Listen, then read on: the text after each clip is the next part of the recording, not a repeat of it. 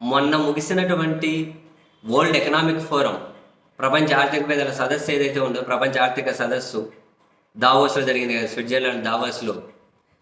దానికి సంబంధించి బ్రిటిష్ పత్రిక డైలీ గ్రాఫ్ను ఉటంకించుకుంటూ మన పత్రికలు కూడా చాలా కథనాలు రాసుకుంటూ వచ్చాయి.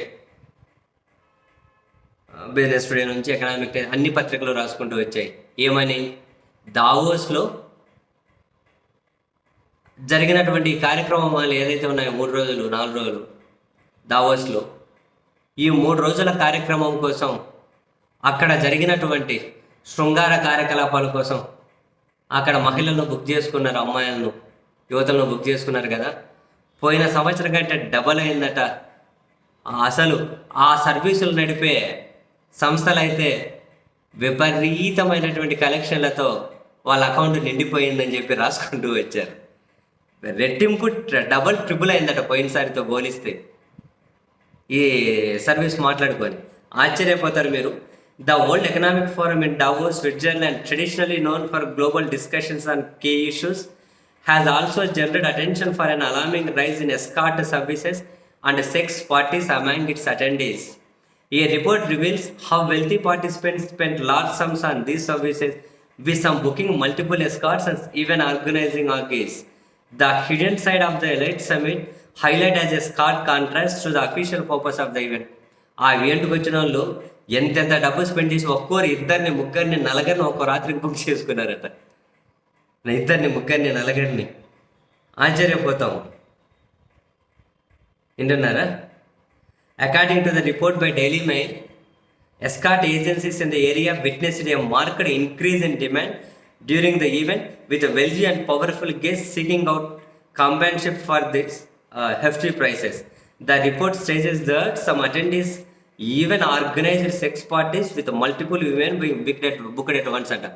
కొందరైతే అక్కడికి వచ్చిన వాళ్ళు సెక్స్ పార్టీసే, అంటే మామూలు మందు పార్టీ ఉంటుంది కదా, అది మందు, అట్లా సెక్స్ పార్టీసే ఆర్గనైజ్ చేశారట.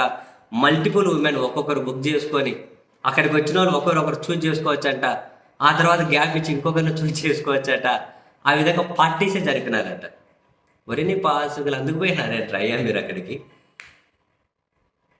As the World Economic Forum unfolded, escort agencies report a surge in booking, with the guests reportedly paying up to £6,000 to £9,000. అంటే 6.5 లక్షల నుంచి 10 లక్షల వరకు ఒక్కొక్కరికి పే చేశారట.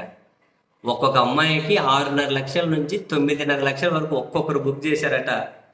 Many of these women were required to sign non-disclosure agreements after their service were provided, keeping the activities started in secrecy. అంటే అర్థమైందా? అంటే ఒక అగ్రిమెంట్ మీరు సైన్ చేయాలట. వాళ్ళ సర్వీస్ అయిపోయిన తర్వాత ఎక్కడేగానే ఎవరితో పోయారు, ఎవరు బుక్ చేసుకున్నారు, ఆ సర్వీస్ ఏవి చెప్పకూడదని అగ్రిమెంట్ అట. అంటే వీళ్ళు చాలా సర్వీస్ ఏజెన్సీస్ ఉన్నాయట అక్కడ.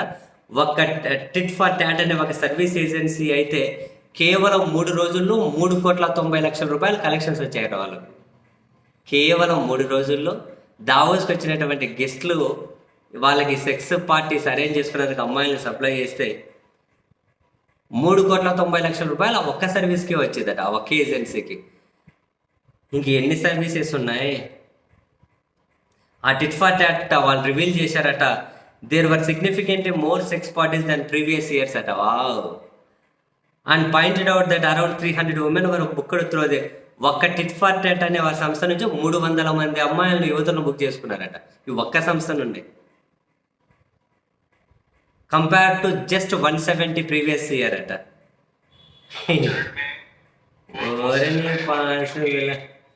మామూలు కథ కాదు కదా మాస్టారు, మామూలు కథ కాదు కదా. ఆ సర్వీసులు ఎక్కువ అయ్యాయట. చాలా పెద్ద కథను రాసుకుంటూ వచ్చారు. అందుకే పోయారా వీళ్ళందరూ చాలా మంది అక్కడికి అంతా. సరే పోయినాను, మరి రిలీఫ్ కోసం ఏమోలేండి, మనం ఏం చేద్దాం కానీ. రిలీఫ్ కోసం ఉంటుంది, రిలీఫ్ కోసం.